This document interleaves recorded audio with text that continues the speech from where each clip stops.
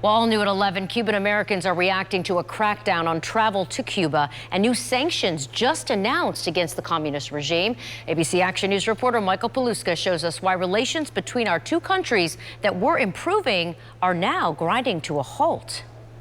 This is my grandfather, Victoriano, and this is Fidel Castro. Patrick Mantega says Tampa's history with Cuba was written in the streets of Ybor City. A third-generation Cuban American, Mantega met face-to-face with Fidel Castro. Anybody who travels to Cuba will quickly tell you they do not understand why we have these restrictive policies.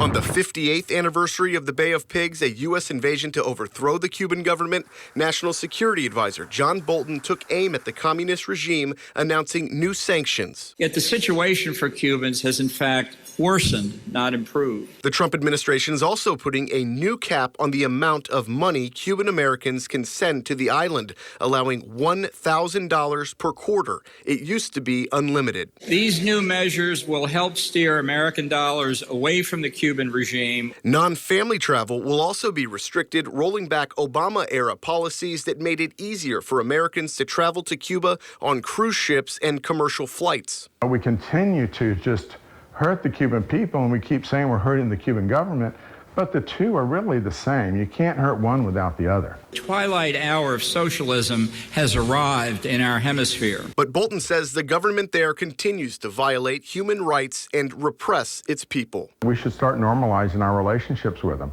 and we continue to do the opposite. In Tampa, Michael Paluska, ABC Action News.